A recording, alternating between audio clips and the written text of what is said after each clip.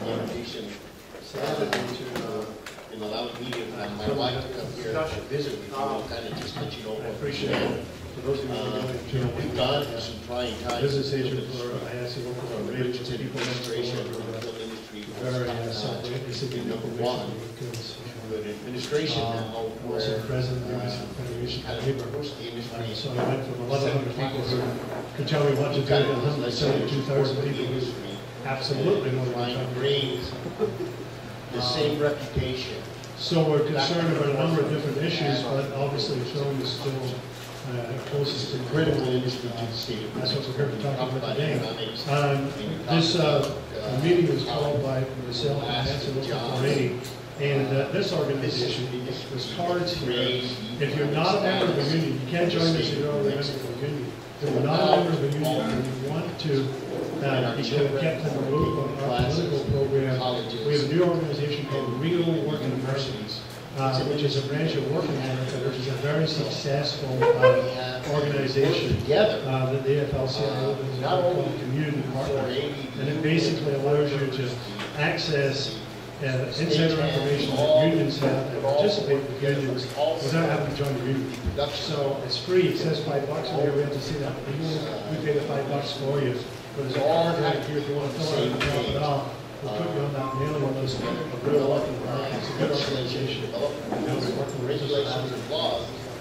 Breaking that bottom. So with us today, I'm going to go around and do introductions. I think it's important that everyone knows who's here. I want to make the first two introductions. I'm going to take a point of personal privilege because I have the microphone today. And there needs a cost, and you'll never get a mayor who's more attuned to the film business or the needs of working people. I wake up every morning. Senator Peter Worth is my senator. Brian Eagles is the state representative. David Costa is my mayor. Ben is my congressional representative, and Tommy Udall is my senator. I can't believe that.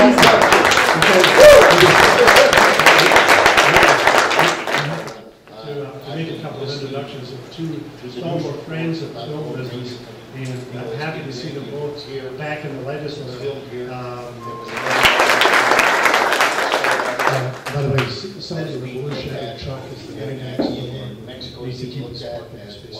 Some places to start to the 200. These are places that are going to bring move over the parking lot across there. The status, the economic status back. Okay, we're going to make a start. So because and I think the industry is key. Where we're at, let me tell you a couple of issues. Just throw a couple of issues out there.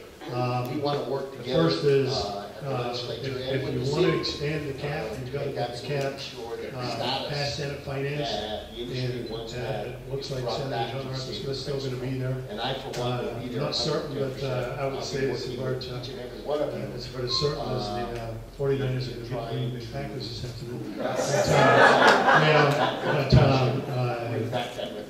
And he believes that we should keep this number at $50 million.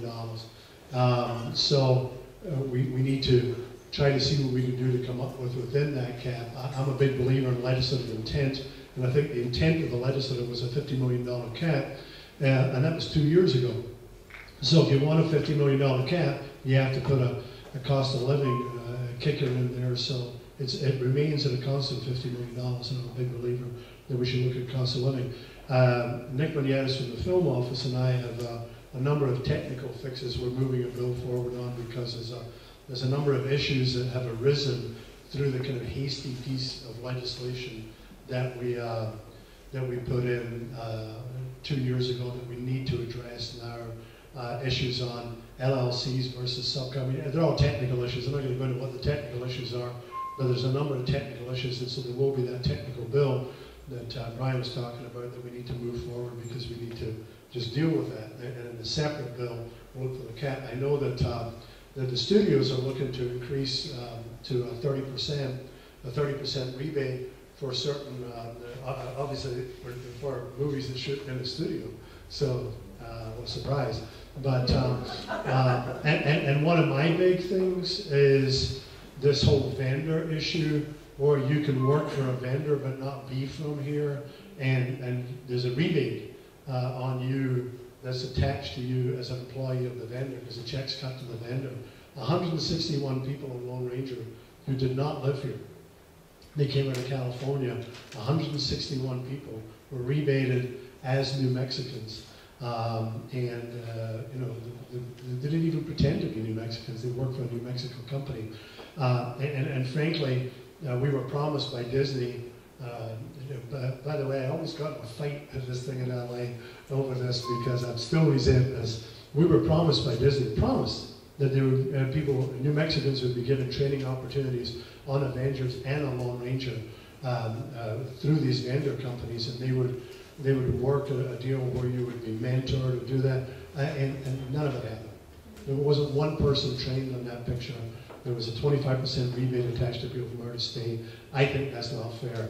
Now, I would say, in fairness to the film office, what Nick would like to do is do away with that 25% but have a 10% rebate on people from out of state, because he thinks that makes us, it gives us that competitive advantage with Louisiana and Georgia.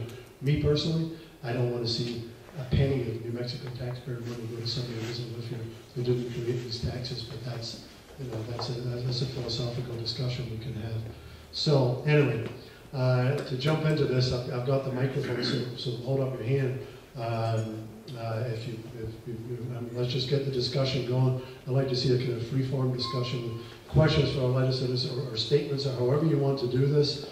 This is your opportunity to talk to the people who are at ground zero here that will be moving this forward. I'm happy to have them there working on behalf of working people. To plug one more time, Real Work in America. The Work in America, hold up your hand, the people who are the organizers of Work in America.